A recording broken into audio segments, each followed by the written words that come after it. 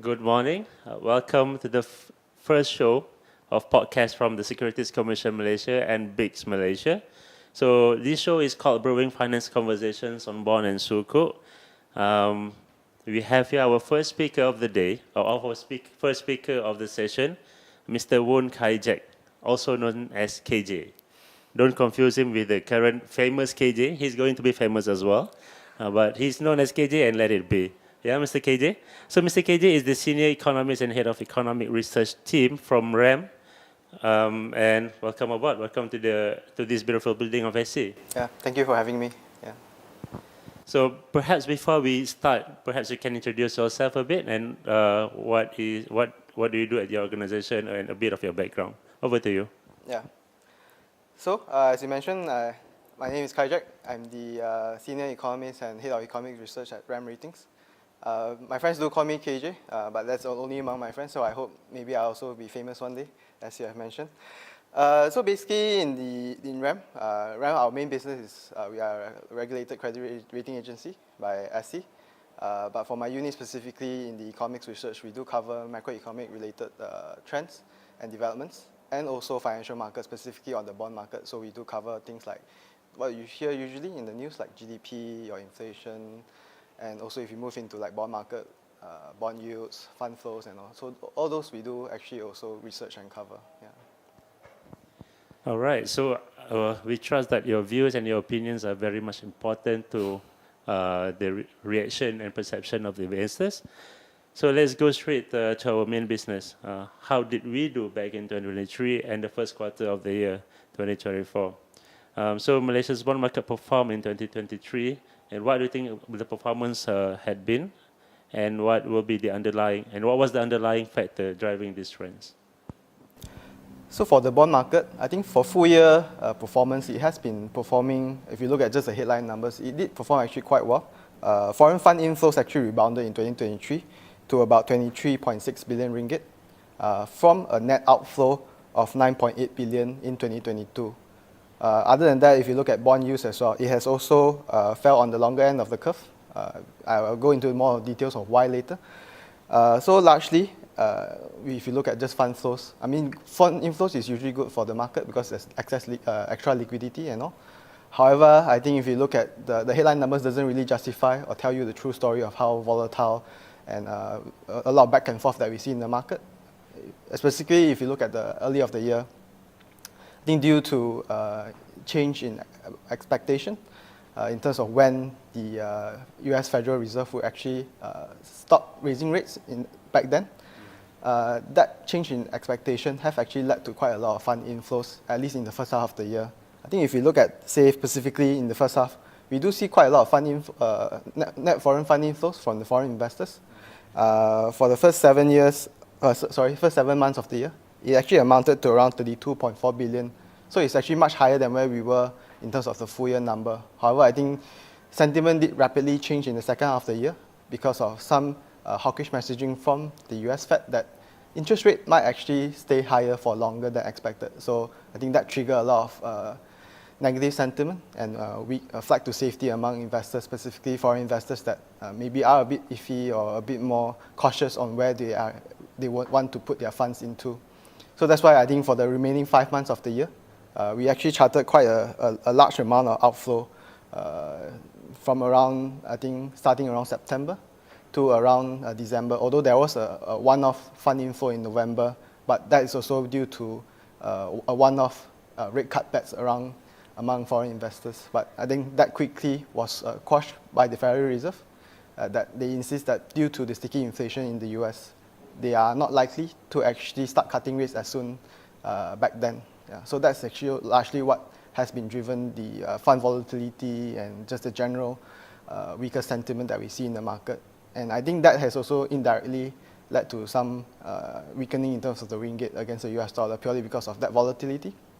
There were a lot of flight to safety, and that's why I think ringgit wasn't really performing that well, maybe towards the end of second half of the year. Yeah.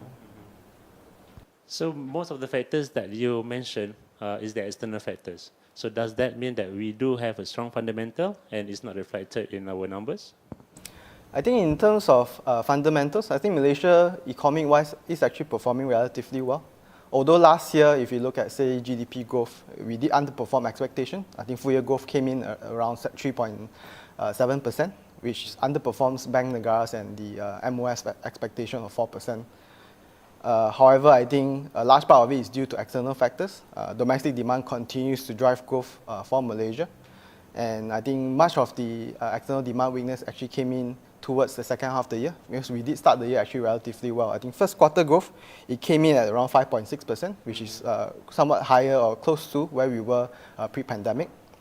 However, for the remaining 3 quarters of the year, real GDP growth, quarterly year-on-year growth, have actually fallen to around that 3% level, which underperforms where we should have been.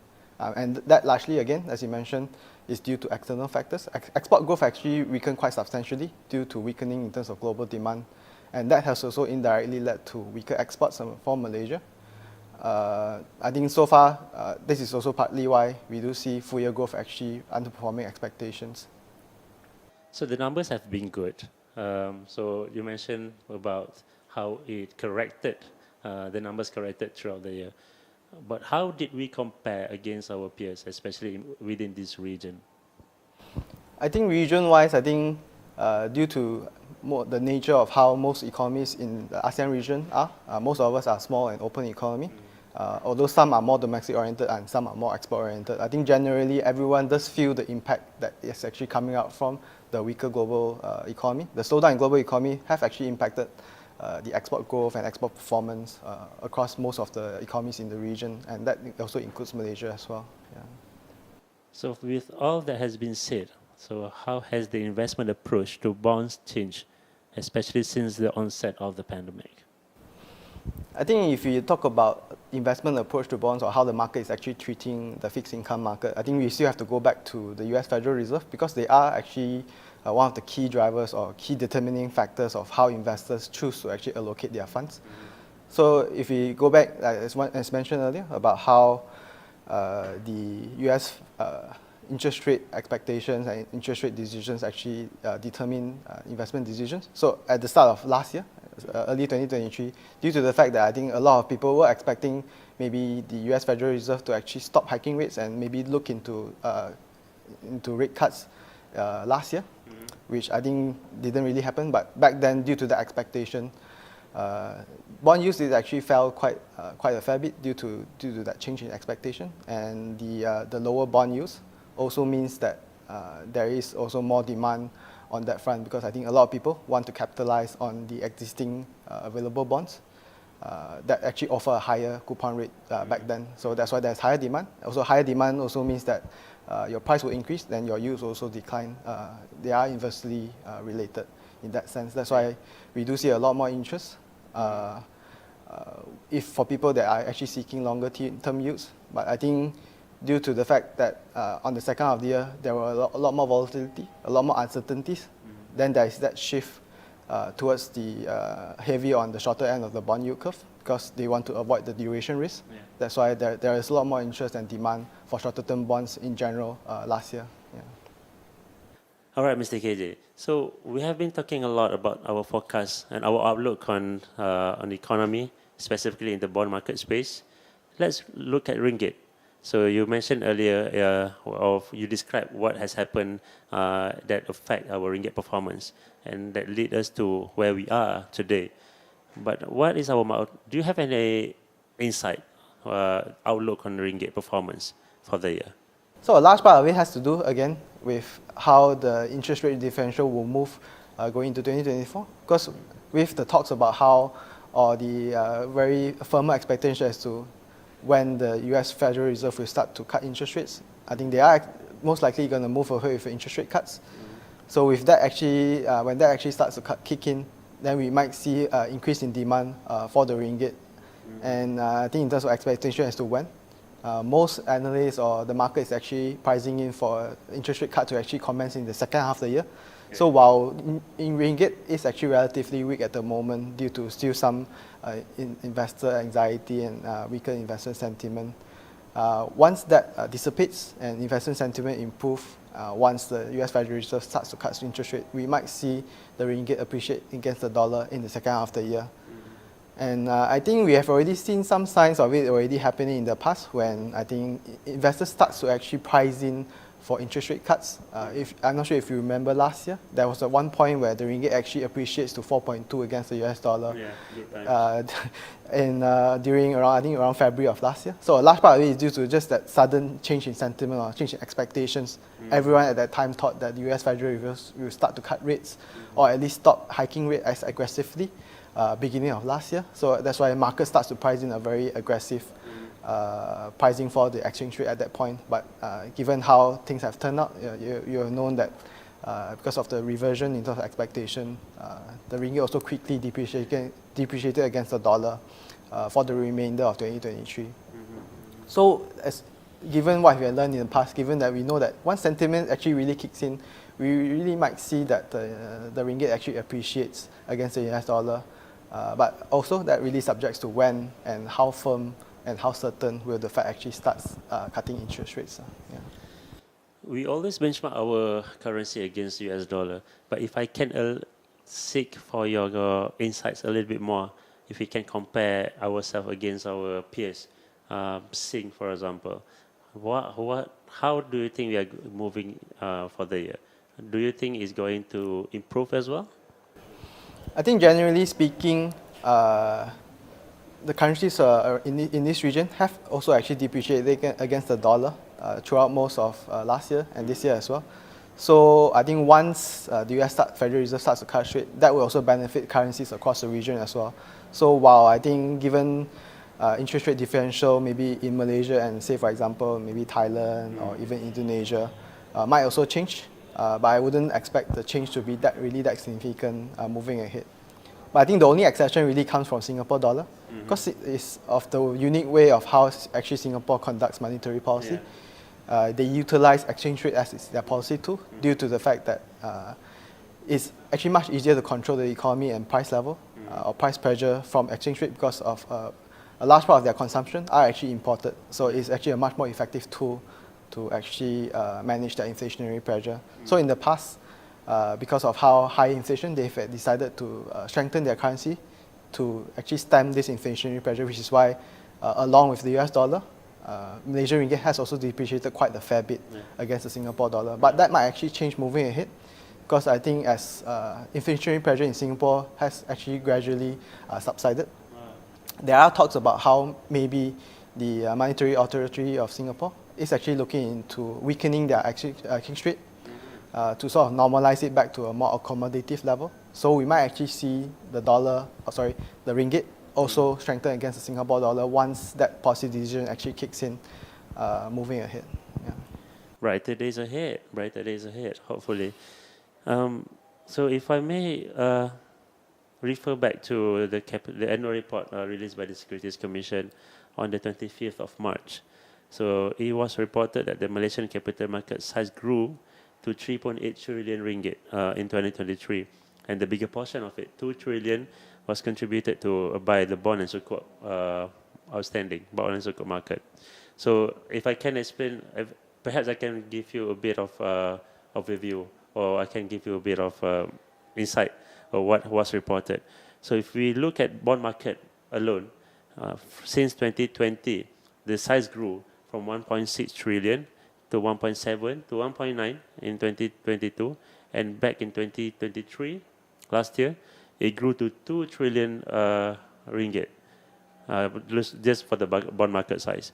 So I wish to seek for your insights, or perhaps your wise view, whether this is going to maintain moving forward. Are we going to look at the bigger numbers, more than 2 trillion, on the bond market alone? Or do you think it's going to normalize, or there will be a correction, and we are going to look at sub 2 trillion on the bond market? So in terms of where the bond market is heading, I think it has been growing, like you mentioned, year on year. Yeah. Large part of it is due to just pure expansion or pure increase in size in terms of the economy. So as the economy increases in size, there's also increased demand for financing, because financing is typically what will help to also drive economic growth. So we do see that in terms of where the fund market size is actually going, this somewhat also correlates with where the economy is also heading. So as we expect economic growth to continue to on a steady growth path, we might see that the bond market size also grow accordingly. Although I think there will be some years where there will be some anomaly due to some unexpected factors, but I think on a longer term trend, we should expect the size to also grow accordingly as the economy also grows due to an increase in terms of financing demand.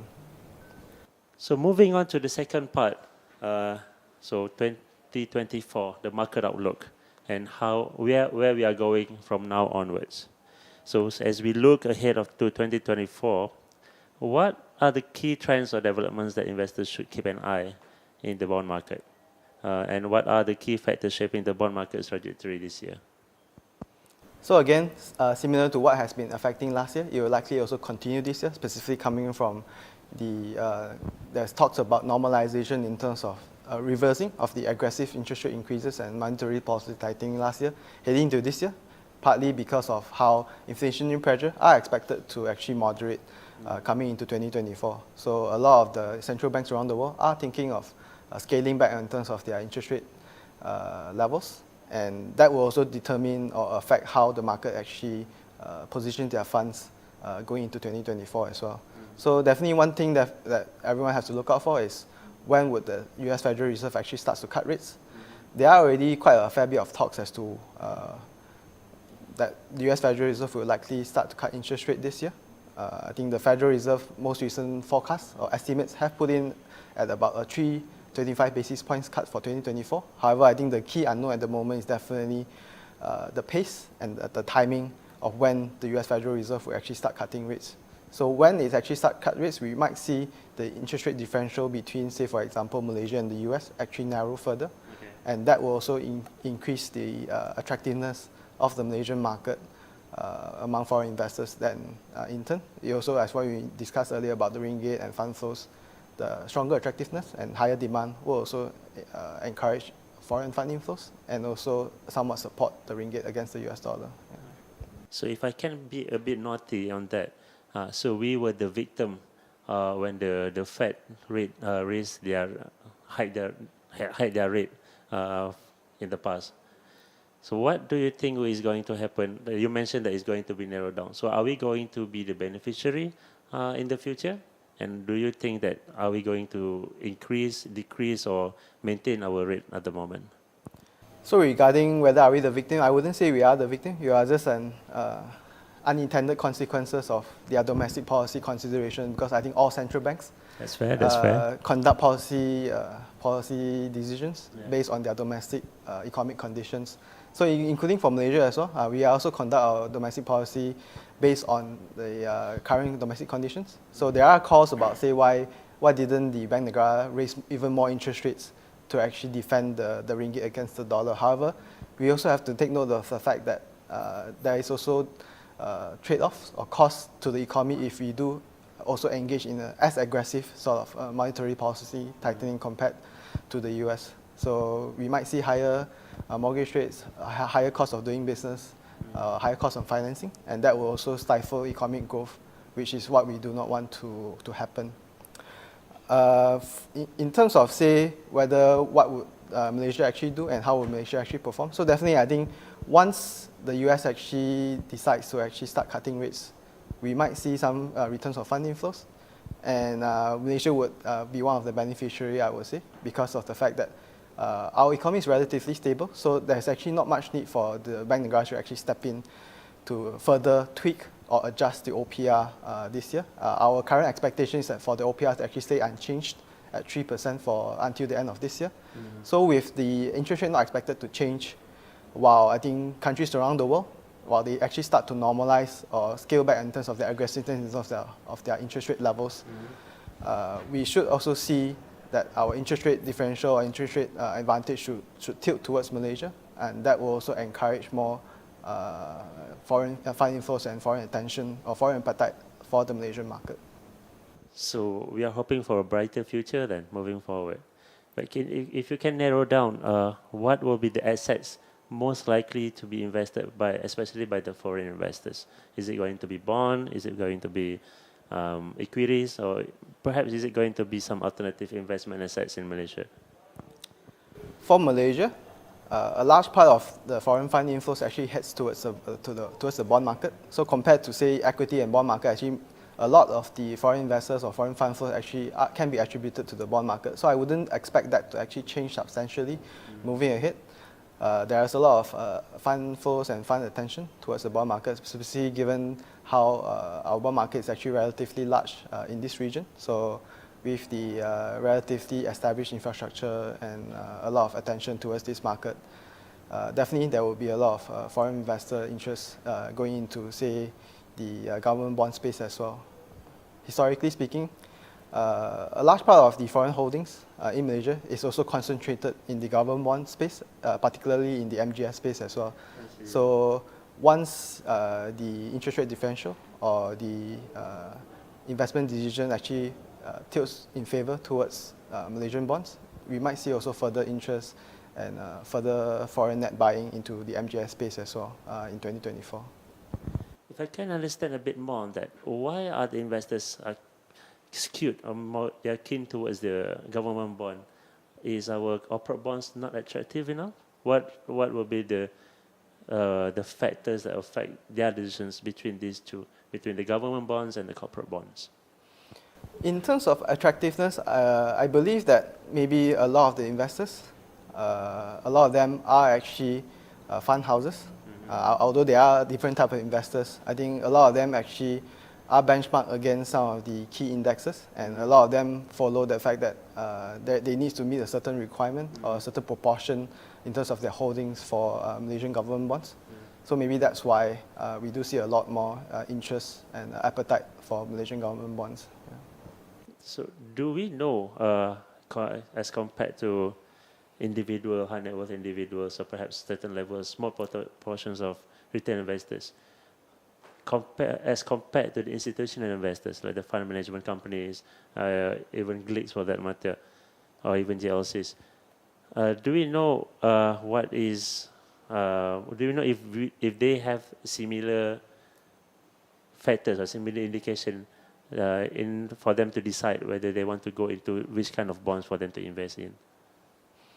I think it really depends on their investment strategy as well as the type of investors they are. So I think historically speaking, if you look at just the local institutional investor pool, we have a lot of fund houses, say big investors like your EPF, your Co-ops, your PNB.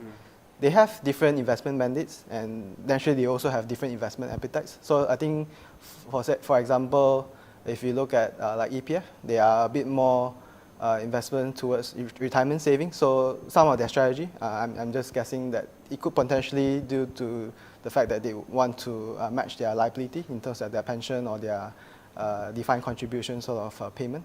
So they might have a mix of, say, bonds investments as well as equity investments. But say, for example, institutional investors like insurance companies, they are a bit more conservative due to the nature of their business. So in terms of, like, say, for example, meeting their asset liability matching, they might lean towards something more safer kind of investments. So it really depends on the type of investors that we are talking about and their investment strategies. But you did mention about retail investors. But I think for Malaysia, the retail investment in terms of, for example, into the bond market is actually relatively undeveloped. There is very limited retail participation in the bond market in Malaysia. And I think I also believe that SE is also trying very hard to encourage retail investors. But I think for now, it remains a very small portion, and it's only very limited to high net worth individuals. So the amount of contribution or activity on that space isn't really that much. Yeah. That's true. That's true. So SC is actually doing a lot of initiative programs to promote retail bonds, and hopefully we can see higher numbers in this space. So if you may allow me to dig in further within this fixed income market, do you see any difference in terms of demand comparing bonds and Sukuk? I think domestically speaking, due to a lot of initiative as well as encouragement or promotion of the Sukuk market, Currently, Sukuk market is actually quite large in Malaysia. And I think investors do actually treat both conventional as well as Sukuk quite equally. And I think because of some preference among some of the companies to issue Sukuk, in the corporate bond space, we do see quite a lot of Sukuk supply in the market as well. And I think investors have also been taking up that new supply of Sukuk. And I think definitely demand wouldn't be, I wouldn't say, unlike maybe say 10 years ago, I think the Sukuk market is definitely much more developed now. And I think investment, at least among the local community, have been quite accepting of this new, I guess relatively new speaking, Sukuk investment instruments in the market. But I think the same couldn't really be said for, say, foreign investors. Because as mentioned earlier about how foreign investors typically do invest mostly in government bonds. But we do have MGS, which is conventional government bonds, and as well as GII, which is the Islamic government bonds. However, in that space, if you look at the share or investment holdings among foreign investors typically do prefer MGS as opposed to GII. So the investment holdings of GII is actually relatively small compared to MGS. And maybe more efforts could be actually put into to encourage or to educate foreign investors that maybe they should also consider investing more into the GII space as well. Yeah. So you mentioned at your earlier part that investors perceive both bond and Sukuk equally, so they don't really see much difference. So I suppose because as long as they can generate you enough yield that meet your investment expectation and your investment objective, that's good enough for them. What about the companies? What about the issuers? From your observation, why do you think that some companies, especially in our local market or domestic market, why a lot more tractions are given towards Sukuk as compared to bond? Is there any reason for that? Why companies choose to go for Sukuk issuances compared to bond? So I think, like you mentioned, like investors doesn't really differentiate that much as long as they meet the rate of return that they require. Plus, also I think for some companies there's also a mandate to actually invest in certain proportion of Islamic securities. That's why there's also increase in demand recently for Sukuk bonds and so on. But I think for issuers, a large part of why there has been a very fast-paced growth in terms of the Sukuk issuance is also due to government policy encouragement. I think in the past there used to be some form of incentives as well as maybe some tax breaks in terms of issuing Sukuk, which is why I think some corporates have actually gone down the Sukuk route. But I think recently it's also more due to increased demand. There are some demands for Sukuk instruments and Sukuk investments. That's why I think corporates has also been meeting that sort of demand because whenever they issue a bond, they also want to meet a very healthy demand for their issuances. So to meet what the market wants at the moment, some corporate has also gone down the Sukuk route at the moment. Yeah. That's good. So another thing about Sukuk that I want to understand, and I think everyone would like to hear the story as well. So historically, I think for the part in the 10 years ago, at least 10 years ago, and even older than that, Sukuk, Malaysia is seen as the champion of Sukuk, a global champion of Sukuk. So we had been the main, the biggest issuers in the Sukuk space. But I think now we are losing the fight. Some other countries like Saudi, I think if I'm not mistaken, even other MENA countries are actually catching up. Why are we heading towards this direction? Don't we have enough strength in this space? Are we not attractive enough in terms of Sukuk? I think personally, I feel that the growing Sukuk market is also a signal or indication that I think globally there is increasing acceptance of Islamic securities, which is why I think there is also increased development in the Middle Eastern countries as well as you mentioned the MENA region. But I think for Malaysia specifically, we do have our own investor base and investor pool. So we have also been rapidly growing our Sukuk market. So I wouldn't really compare too much as to how Malaysia is actually losing out to that region because I think both regions have their own source of supply of instruments as well as source of demand in terms of investors. So I think so far we have been growing quite rapidly and I think we shouldn't really compare too much as to how the other regions are doing because we do have our own market per se. Yeah. So we can see at the moment that the Malaysian government have been trying to source a lot of revenues, income for the countries through many means. So one of the latest things that they have been introduced is the introduction of the service tax. the SST. So what do you think of the service tax hike, and how will that impact the headline inflation? Will there be any spillover into OPR decision? So for the service tax, I think, like you mentioned, it's definitely one of the ways that the government is actually looking into to diversify and broaden their tax base. Yeah. So rather than employing a new tax measure, they decided to capitalize on an existing tax system, which is the SST system. And specifically this round, they are expanding the scope of the service tax coverage as well as the service tax rate. I think, but undoubtedly, due to the increase in terms of revenue, we will also generate an unintended or a direct impact into inflation due to some of its coverage or just the pure increase in prices for some of the services that is offered to the economy. So far we have crunched some numbers, and our rough estimate at the moment is that for the service tax to have a direct impact to headline inflation of about 0.3 to 0.4 percentage points. So we do expect some increase in terms of prices, and indirectly also mean a higher rate of inflation moving ahead. However, the direct impact is unlikely to be that significant at only about 0.3 to 0.4 percentage points. So in terms of how it would actually impact OPR, that will really depend on whether would there be second round effects going into other prices, and would it be more pervasive than expected. So if there are sources of indication where price increases are more pervasive than expected, and there are very strong signals that we are experiencing some form of demand pull inflation, then we might see the Bank Negara actually step in to raise the OPR to stem some of these price effects. However, if it's purely due to supply side kind of cost pressures, purely maybe just a one round effect from the higher tax rate, then we do not expect Bank Negara to actually step in to stem this supply or cost push sort of price increases. So what are your expectations in terms of bond market issuance and or supply for the year? So for bond market issuance, if you look at, say, for example, the corporate bond market, we are projecting that issuance to remain healthy based on the pipeline that we have seen so far, and we have pending issuance projection of 110 to 120 billion ringgit for 2024 compared to the 118.3 billion that we saw last year. So a large part of it is going to be driven by private refinancing initiatives just among the corporates, as well as the continued infrastructure financing needs, given that we do have ongoing pipeline in terms of mega projects, and also the typical financial institution capital augmentation plans as well. Because historically speaking, FI has been one of the largest sectors in terms of bond supply, so we do not expect that to really change substantially moving into this year.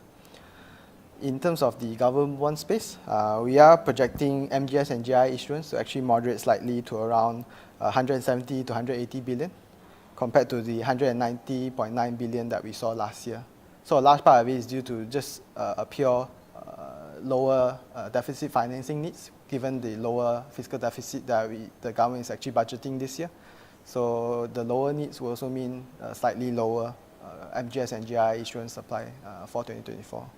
So if I can sum that up, we are going to see rather stagnant comparing 2023 and 2024 numbers. So number of issuances will not differ much compared to last year. I think for example, if you just look at the government bond space, I think the issuance is bound to come down because due to a very high base, because over the last few years, there are extraordinary spending from COVID-related measures. There will be a correction then, in a way. So in a way, this is more of a normalization that we are seeing in terms of government bond issuances, because the last few years is just pure high base in terms of extra unexpected spending from, say, COVID-related support measures.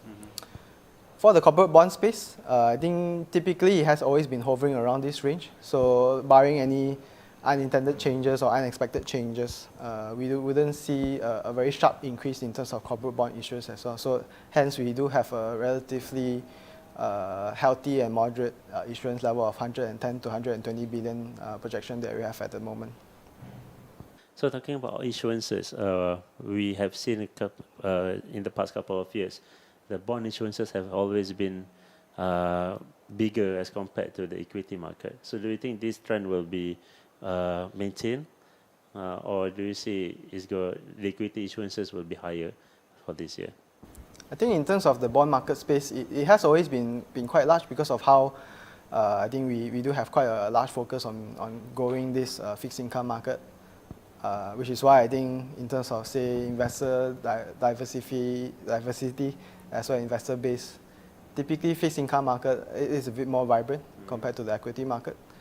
So I would think that maybe perhaps fixed income market will continue to be the main driver or the bulk of where the financial market activity would be in for Malaysia, at least in the short term.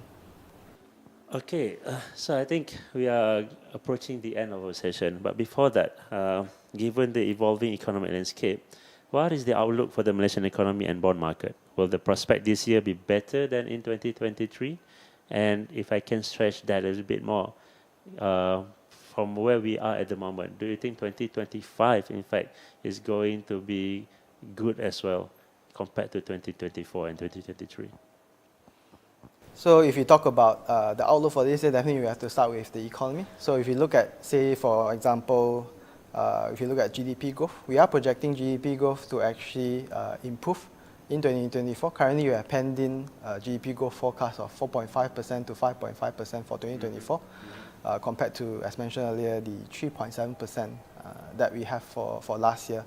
So we are expecting that economy will improve on the back of improvement in terms of external demand, because last year, a large part of what has been dragging down growth is the weakness in the global economy. However, we are seeing signs that external economy or external demand is actually starting to pick up.